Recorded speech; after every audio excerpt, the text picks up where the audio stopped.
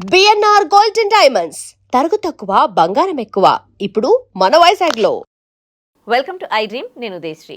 అమెరికాకి Trump అధ్యక్షుడయ్యాక visa నిబంధనల్లో కొత్త కొత్త మార్పులు తీసుకొస్తూనే ఉన్నాడు. రీసెంట్గా కూడా ఇంకో నిబంధన, వీసా బాండ్ రూల్లో ఇంకో నిబంధన వచ్చినట్లుగా తెలుస్తోంది. కాకపోతే అందులో ఇండియాను మినహాయించాడు. అసలు ఆయన తీసుకొచ్చిన కొత్త చేంజ్ ఏంటి, దాంట్లో ఇండియాని మినహాయించడానికి రీజన్ ఏంటి, దీనిపై మనతో మాట్లాడడానికి immigration advocate and high court senior advocate Prithviraj గారు మనతో ఉన్నారు. మాట్లాడదాం. నమస్తే సార్. నమస్తే ఉదయశ్రీ. ట్రంప్ మెయిన్ మోటో అంటే అమెరికా ఫస్ట్ అని. సో ఇప్పటి వరకు కూడా ఏవేవైతే కొత్త రూల్స్ తీసుకొచ్చాడో వీసా నిబంధనల్లో ఆయన సక్సెస్ అయ్యాడా? అండ్ ఈ కొత్త నిబంధనల వల్ల నిజంగానే అమెరికా అంటే ఫస్ట్కి వెళ్తోందా, లేకపోతే అమెరికా ఎకానమీ పరంగా కూడా, అంటే ప్రపంచంలో ఒక పెద్దన్న అని అంటారు అమెరికాని, ఇప్పుడు పెద్దన్న పొజిషన్లో ఉందా? ఈ యుద్ధాలు కానీ, ట్రంప్ తీసుకుంటున్న డెసిషన్స్ కానీ, ఇవన్నీ చూస్తుంటే మీకేమనిపిస్తోంది? ఉదయ్, ఒక కంట్రీ, ఏదైనా కంట్రీ ఆ కంట్రీకి వచ్చేటువంటి జనాభాని ప్రాతిపదిక మీద చూస్తుంది. భారతదేశం నుంచి అమెరికా వెళ్ళేవాళ్ళు మనకి F1 వీసా మీద కానీ, L1 వీసా కానీ, H1B వీసా కానీ, B1 అండ్ B2 వీసా కానీ మీద వెళ్ళేవాళ్ళు మనకి ఎక్కువ మంది ఉంటారు. అండ్ O1 వీసా కానీ, మిగతా వీసాస్ తక్కువ, అంటే ఎక్స్పర్ట్స్ వెళ్ళేది తక్కువ మనకి. అండ్ ఆల్సో దిస్ మీడియా నుంచి వెళ్ళే వాళ్ళు కూడా తక్కువ మంది ఉంటారు. వీటి మీద ఎక్కువ మంది ఉంటారు. కంట్రీ ఏం చేస్తుందంటే, ఒక కంట్రీ నుంచి ఇంకో కంట్రీ వచ్చేటప్పుడు వాళ్ళు వచ్చేటువంటి ప్రాతిపదికను ఒకసారి చూస్తుంది. B1 అండ్ B2 అంటే బిజినెస్ కమ్ టూరిజం మీద, ఒట్టి టూరిజం, B2 టూరిజం మీద వెళ్ళే వాళ్ళని ఒకసారి చూసుకుంటుంది. ఈ మధ్యన ఏమైందంటే H1B వీసా కానీ, F1 వీసా కానీ హోల్డర్స్ ఎవరు కూడా ఇండియాకి రావట్లేదు. Because of insecurity. అది విచిత్రంగా ఉంటుంది చెప్తానికి ఉదయశ్రీ. అక్కడ వీళ్ళు ఏదైనా ట్యాక్సేషన్లో కొంచెం సరిగ్గా చూపించకపోయినా, ఇండియాలో ట్యాక్సేషన్ లెక్కలు చూపించకపోయినా వచ్చే నష్టమే లేదు. కానీ అక్కడ ట్యాక్సేషన్ లెక్కలు సరిగ్గా చూపించకపోతే వాళ్ళు ఏం మాట్లాడరు. ఇండియాకి వచ్చి మళ్ళీ వీసా అప్లై చేసినప్పుడు your visa is rejected, why because your tax which is your shore is incorrect అంటాడు. వీడికి అర్థం కాదు అదేంటి ఇన్కరెక్ట్ అని. మీ అమ్మగారికి నువ్వు మొన్న 10 లక్షల రూపాయలు పంపించావు, నీ ఆదాయం ఎంత, నువ్వు ఎక్కడి నుంచి పంపించావు అంటాడు. ఇదే అంటాడు, ఇంకేమంటావు. I'm facing cases like this regular. అప్పుడేమవుతుంది, 10 లక్షలు అది నీకు వచ్చిన ఆదాయం ఇంత, నీకు ఇండియా నుంచి వచ్చినటువంటి అమౌంట్ ఇంత, కానీ నువ్వు 10 లక్షలు పంపించావు. ఈ 10 లక్షలు నీకు ఎక్కడి నుంచి వచ్చింది cash? Unless and until you do some odd jobs otherwhere without eye of America. Sir, ఎప్పుడైనా అక్కడ శాలరీ పడగానే వెంటనే ట్యాక్స్ కూడా అందులో కట్ అయిపోతుంది కదా? కట్ అవుతుంది. ట్యాక్స్ కట్ అవటం అన్నది, ట్యాక్స్ కట్ అవుటింగ్ అంటే వీడు ట్యాక్స్ కట్ అయ్యే అమౌంట్ ఒకటి ఉంటుంది.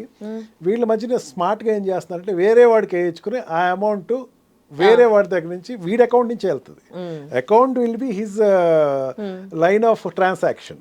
బట్ శాలరీ మాత్రం, అంటే ఇప్పుడు F1 వీసా ఉందమ్మా, H1B వీసా ఉంది. F1 వీసాలో స్టూడెంట్ ఓపీటీ తప్ప ఇంకోటి చేయకూడదు. అవును, క్లియర్ కదా. అండ్ H1B వీసా వాడు అవర్స్ ఎన్ని అయితే అని ప్రిస్క్రైబ్ చేసి ఆ జాబే చేయాలి. ఎక్స్ట్రా అవర్స్ చెప్పిన ట్యాక్సేషన్ చూపించాలి.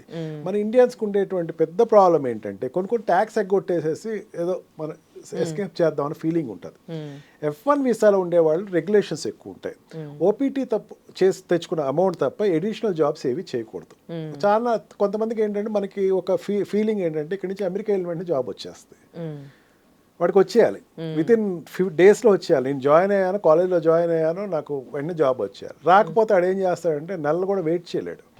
వాడు ఒక సంవత్సరం నన్ను అసలు ఎన్నాళ్ళు వెయిట్ చేయాలి, సంవత్సరం నుంచి రాలేదండి అంటారు. నేను రెగ్యులర్గా నాకు వచ్చే కాల్స్ చెప్తున్నాను మీకు. ఆడు ఏం చేస్తాడంటే ఎక్కడో ఆడ్ జాబ్ జాయిన్ అయిపోతాడు. ఆడ్ జాబ్ జాయిన్ అయిన తర్వాత ఏంటి, మా నాన్నగారు లేకపోతే మా అమ్మగారికి ఒక గిఫ్ట్ పంపిద్దాం అనుకుంటున్నాను, ఒక 10 లక్షలు పంపిస్తాడు. ఇక్కడ ఇండియాలో ఉండేటువంటి ఆ పిచ్చ తల్లి ఏం చేస్తుంది పాపం, ఆ తల్లి మా అబ్బాయి అక్కడ అమెరికా నుంచి 10 లక్షలు పంపించాడు తెలుసా, మీ అబ్బాయి F1 వీసాలో ఉన్నాడు కదా, స్టూడెంట్ వీసాలో, అంటే చదువుకు ఉద్యోగం చేస్తున్నాడు అండి. ప్రాక్టికల్గా చూస్తే ఓపీటీ అతనికి లేదు. అమెరికా ఏం మాట్లాడదు, అన్నీ చూస్తుంది, అబ్జర్వ్ చేస్తుంది, రికార్డ్ చేసుకుంటారు. వాడు మళ్ళీ ఇండియా వచ్చేస్తాడు. ఇండియా వచ్చేసి మళ్ళీ వీసా అప్లై చేసినప్పుడు ఈ 10 లక్షలు నువ్వు పంపించావు, దీని యొక్క అకౌంట్ చెప్పు ఉంటుంది. ఓకే. ఈ ట్రాన్సాక్షన్ చేసేటువంటి సిస్టంలో ఉన్నప్పుడు ఏమైందంటే అమెరికా నుంచి నేను చాలామందికి చెప్తున్నాను, మ్యారేజెస్ ఏమైనా ఉన్నాయి, ఫంక్షన్స్ ఏమైనా ఉన్నాయి, H1B వీసాలో ఉన్నాము, లేకపోతే ఇంకా పికప్ అయింది, లాటరీ పికప్ అయింది, నేను ఇంకా మారాలి, లేకపోతే F1 వీసాలో ఉన్నాను, నేను ఇంకా స్టెమ్లో ఉన్నాను కాబట్టి ఇంకా 1 year ఉంటుంది, నేను ఇండియా వద్దాం అనుకుంటున్నాను అంటే I recommend don't come to India.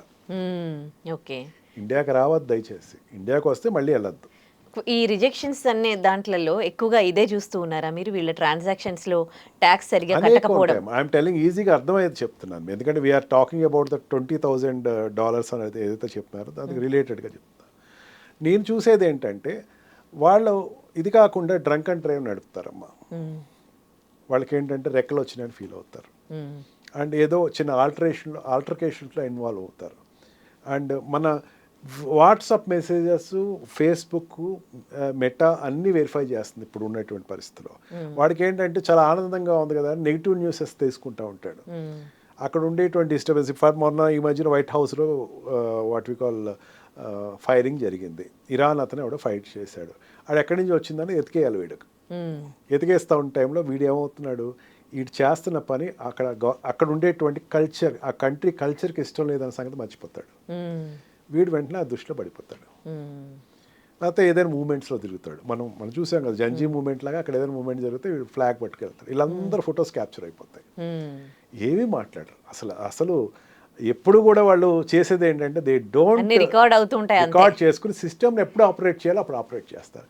2 సెక్టర్స్లో operate చేస్తారు. ఒకవేళ వాడు చేసింది డైరెక్ట్గా దొరికిపోతే కనుక ట్రాన్సిట్ ఫ్లైట్ అని ఒకటి ఉంటుంది, అంటే మధ్యలో ఆగి వస్తాడు.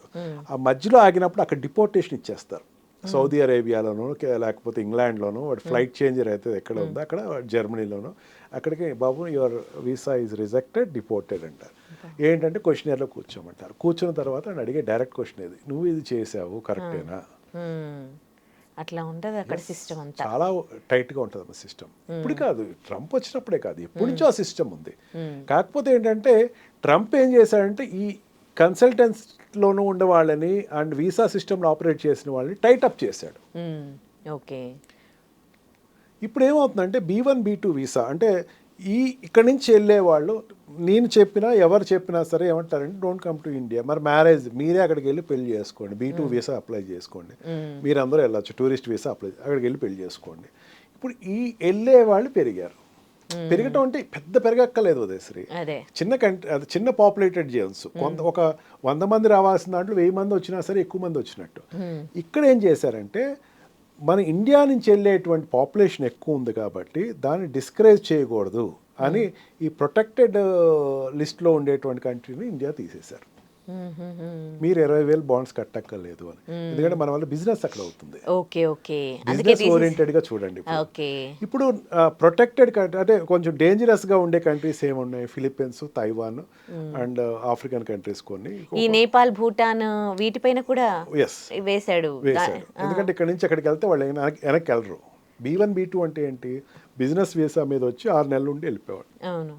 B2 వీసా కూడా టూరిస్ట్ వీసా వచ్చి వెనక్కి వెళ్ళిపోయాడు.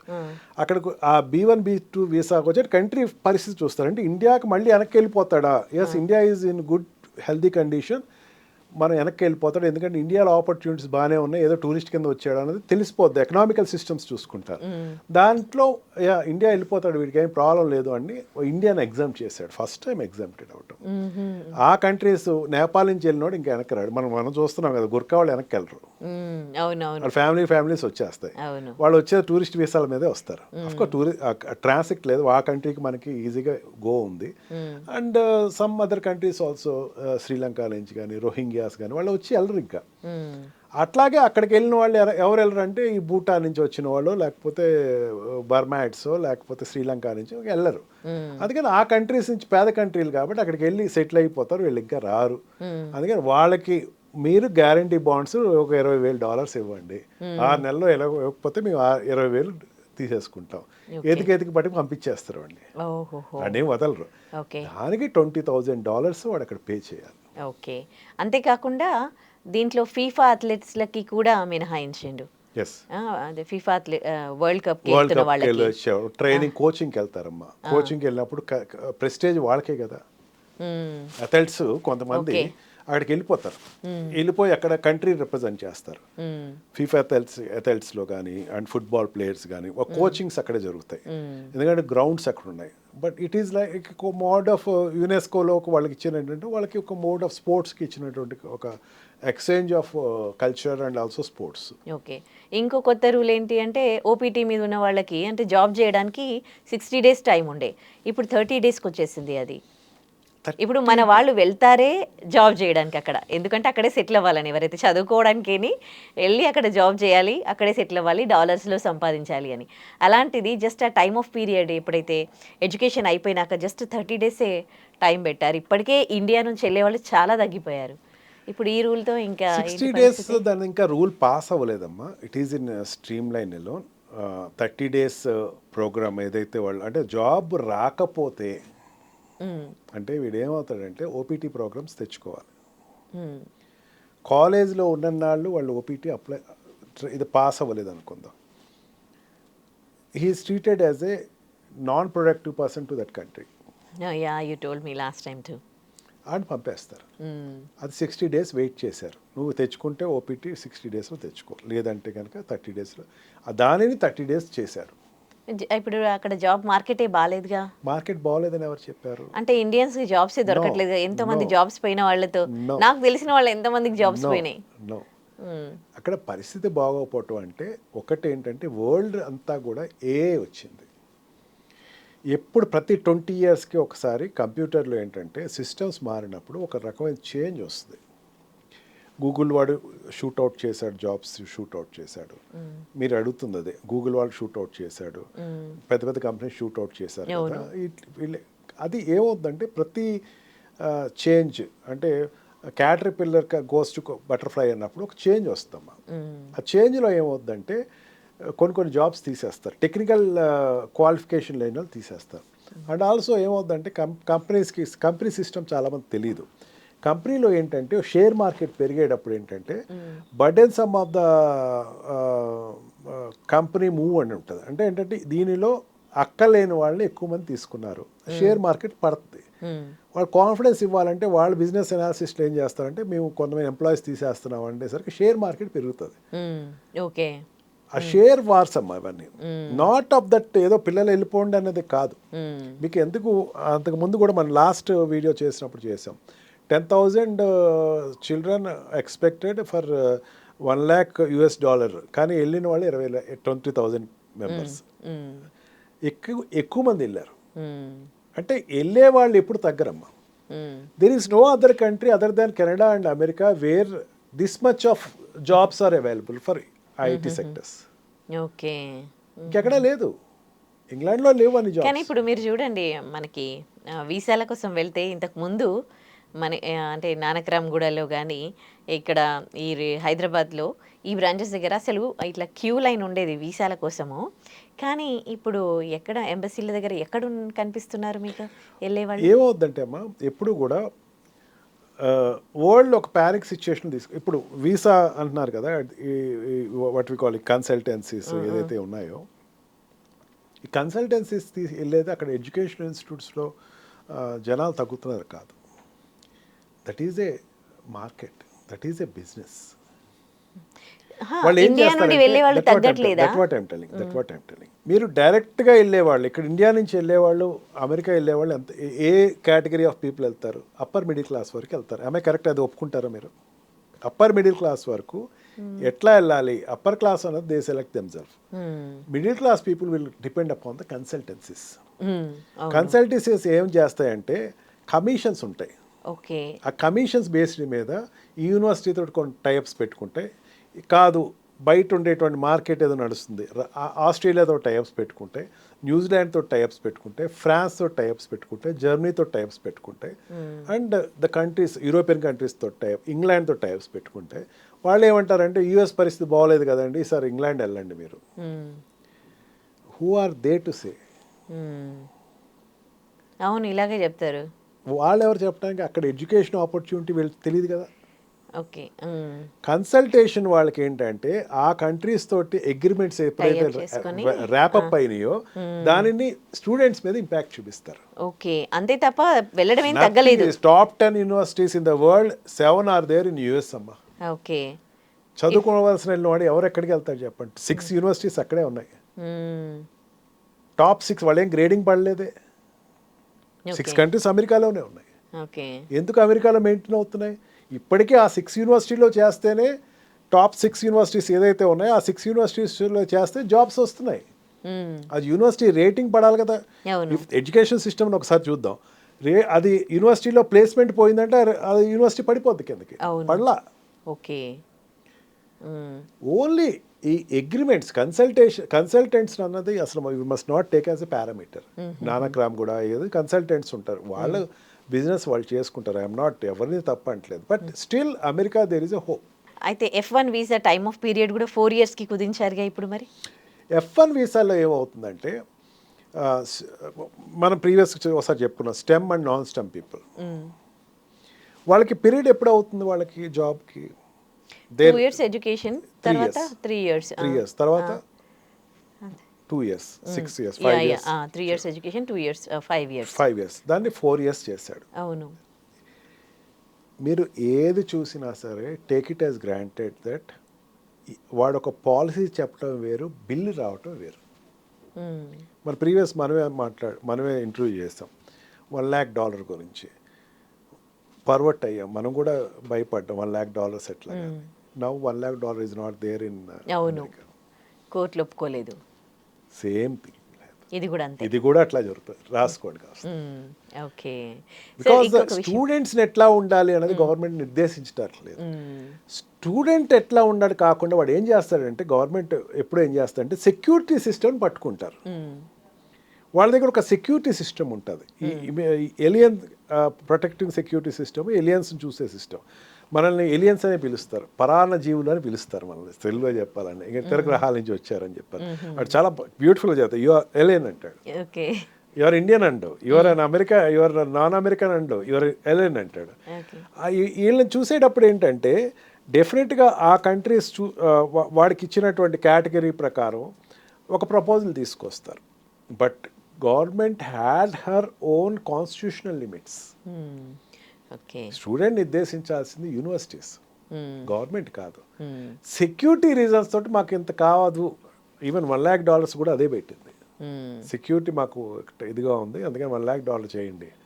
దాన్ని ఒప్పుకోలేదు ఫెడరల్ స్టేట్. అంటే ఇండియా ఒక డిసిషన్ తీసుకుంది అనుకోండి, మోడీ గారు ఒక డిసిషన్ తీసుకోవాలి. అక్కడ అట్లా ఉండదు. ఫెడరల్ స్టేట్స్ డిసైడ్ చేయాలి. స్టేట్స్ డిసైడ్ చేయకుండా ఆ డే ఏ డిసిషన్ తీసుకున్నా దట్ విల్. మీరు అంతకుముందు బర్త్ సిటిజన్షిప్ తీసేశాడు. చాలా మనం ఈ ఐడ్రీమ్లో అయితే చాలా వీడియోస్ చేసాం. అన్ని ఫెడరల్ స్టేట్స్ కోర్ట్స్ వ్యతిరేకించినాయి. ఈరోజు బర్త్ సిటిజన్షిప్ కంటిన్యూ అవుతుంది. $100 తీసేశాడు, $1 lakh తీసేసి ఇంప్లిమెంట్ చేశాడు, అది పోయింది. అంటే ఇవన్నీ కూడా ఒక పాలసీ తీసుకొస్తాయమ్మా. ఆ పాలసీ ఇంప్లిమెంట్ అవుతుందా లేదా అన్నది ఒకవేళ ఫోర్స్ఫుల్గా ఆర్డినెన్స్, ఇండియాలో అయితే ఆర్డినెన్స్ అంటే అక్కడ పాలసీ, అది ఇంప్లిమెంట్ అయ్యే టైంకి again the legal battle will happen. After the legal battle comes, అయిపోయిన తర్వాత దాన్ని we have to take it as ఇట్లా అయిందా అనుకోవాలి తప్ప ముందు జరిగే పాలసీస్ ఏది కూడా కార్యరూపంలో దాల్చడం. Okay, 1 more final questions. అక్కడ ఓపీటీలో ఉండి జాబ్స్ ఈ అంటే ఇల్లీగల్గా జాబ్స్ చేస్తున్న వాళ్ళు, మనీ ట్రాన్స్ఫర్ చేస్తూ ఉన్నవాళ్ళు ఇండియాకి, సో వాళ్ళు ఈ ట్రాన్స్ఫర్ చేయడంలో ఎట్లాంటి జాగ్రత్తలు తీసుకోవాలి ఈ ట్రాన్సాక్షన్స్లో? దయచేసి అది వద్దు అని చెప్తానమ్మా నేనైతే. బికాజ్ నేను ఇందాక చెప్పినట్టు జాబ్స్, ఓపీటీ జాబ్స్ ఉన్నాయి, లేకపోవటం కాదు. అంటే నేను ఎందుకంటున్నానంటే మీరు సెలెక్ట్ చేసుకునే యూనివర్సిటీస్ చూసుకోండి ఒకసారి. మీరు ఇక్కడ మన హైదరాబాదే తీసుకుందాం. హైదరాబాద్లో what is the best university అంటే ఏం చెప్తాం? ICFI ఉంది, లేకపోతే మన ఉస్మానియా ఉంది అని చెప్తాం. మీరు ఏదో ఎప్పుడు వినటువంటి ఒక యూనివర్సిటీ పేరు చెప్పి ఆ యూనివర్సిటీలో నేను సీట్ తెచ్చుకున్నా అంటే విల్ యూ అప్రిషియేట్ ఇట్? చేయలేం కదా. అట్లాగే అక్కడ వరల్డ్ యూనివర్సిటీస్ ఉంటాయమ్మా. వీడు ఏదో నాన్ లిస్టెడ్ యూనివర్సిటీ, మళ్ళీ అదే చెప్తున్నా, కన్సల్టెంట్ ద్వారా వెళ్ళిపోయి ఒక యూనివర్సిటీలోకి వెళ్ళిపోయి ఆ యూనివర్సిటీలో నాకు ఓపీటీ లేదు అని చెప్పేసి బాధపడితే government no person is responsible for it. నువ్వు సెలెక్ట్ చేసుకునే యూనివర్సిటీనే బెస్ట్ యూనివర్సిటీ తీసుకో, పోతే పోయింది. B2 వీసా మీద మీ పేరెంట్స్ని పంపించు, నువ్వు వెళ్ళు ఒకసారి చూడు అక్కడ పరిస్థితి. నువ్వు లాంగ్టివ్గా 5 సంవత్సరాలు 4 సంవత్సరాలు ఉందాం అనుకున్నావు, లైఫ్ లాంగ్ ఉందాం అనుకుంటున్నావు, ముందు వెళ్ళి వెరిఫై చేసుకో. లేకపోతే అక్కడ బ్యూటిఫుల్గా ఉంటుందమ్మా. ఓపీటీ వాళ్ళనే తీసుకుంటారు అక్కడ కూడా. వాళ్ళ అంబాసిడర్, కాలేజ్ అంబాసిడర్ కింద ఓపీటీలో ఉన్న వాళ్ళకే జాబ్ అది. వచ్చిన వాళ్ళందరికీ చూపిస్తారు ఇట్లా ఉంది ఇట్లా ఉంది. ఆ సిస్టమ్ నచ్చితేనే నువ్వు అక్కడ జాబ్కి వెళ్తావు. ఇక్కడ కూర్చుని ఇక్కడ ఏదో డ్రీమ్గా చూపించినటువంటి వీడియోస్ చూసి ఇదవ్వకండి. Go select your university first properly. అక్కడ యూనివర్సిటీ సెలెక్ట్ చేసుకున్నప్పుడు ఓపీటీ అనేది వాళ్ళు ఎంత పర్సంటేజ్ ఇంతకు ముందు ఇచ్చారో ఒక స్టాటిస్టిక్స్ రిపోర్ట్ తెచ్చుకోండి. స్టాటిస్టిక్స్ రిపోర్ట్స్లో కనుక 80% వచ్చింది, 90% వస్తుందని నీకు కూడా రేపొద్దున వస్తుందని అర్థం. ఓపీటీ వచ్చినది లేదు నువ్వు వెరిఫై చేసుకోకుండా అక్కడికి వెళ్ళిపోయి ఓపీటీ మా యూనివర్సిటీలో లేదు, అది ఒకటి సెక్టర్ అమ్మా. కొంతమంది ఏంటంటే ఈ రోజు వెళ్ళాను రేపొద్దున ఓపీటీ వచ్చేయాలి, కాదు, యు ఆర్ ఇన్ క్యూ. నేను రిపీటెడ్గా చెప్తున్నాను, మన ఐడ్రీమ్ ద్వారా అక్కడ ఉండేటువంటి స్టూడెంట్స్కి అండ్ పేరెంట్స్కి చెప్తున్నాను. మనకి పిహెచ్డి చేసేటప్పుడు ఈ మెంటర్ కింద ఒక లెక్చరర్ దగ్గర లేకపోతే ప్రొఫెసర్ దగ్గర ఈ పిహెచ్డి స్టూడెంట్ ఉంటాడు, లేకపోతే అదే ప్రొఫెసర్ దగ్గర ఉంటాడు. ఆ ప్రొఫెసర్ యొక్క ఎవ్రీ వాక్ ఆఫ్ లైఫ్లో తిరుగుతూ ఉంటాడు. అదే రకంగా మీరు అమెరికాలో తిరగండి, ప్రొఫెసర్స్ తోటి సత్సంబంధాలు పెట్టుకోండి, హ్యాపీగా యూనివర్సిటీలోనే ఉండండి, మెయిన్ బయటికి వెళ్ళకండి. యూనివర్సిటీ క్యాంపస్లో ఉంటే ఓపీటీ ఖచ్చితంగా వస్తాము. రైట్, నేను వెరిఫై చేశాను. I have asked several people, దాంట్లో ఉన్న వాళ్ళకి వచ్చింది. బయటికి వెళ్ళిపోతారు, బయటికి వెళ్ళి ఓపీటీ లేదు నాకేమీ లేదు, బయట జాబ్స్ చేస్తున్నాను, బయట ఆర్ట్స్ చేస్తున్నాను, country will not accept you. Okay, and ఆ అమౌంట్ ఇండియాకి పంపించినాడు నీకు వల్ల కాదు. కొనేసుకోక వస్తే అక్కడ అమౌంట్ ఏదైనా స్పెండ్ చేసేసి. Right, don't try to send to India. మళ్ళీ ఇండియాకి వచ్చినప్పుడు మళ్ళీ నువ్వు వెళ్ళలేవు అక్కడికి. ఓకే, ఎప్పటికైనా సరే అది ఒక డాగ్మా కింద ఉంటుంది, రేపొద్దు నీ జాబ్ వచ్చేటప్పుడు అది చూపిస్తాడు. Right. Thank you for your valuable suggestions to us, sir. Thank you. Thank you very much.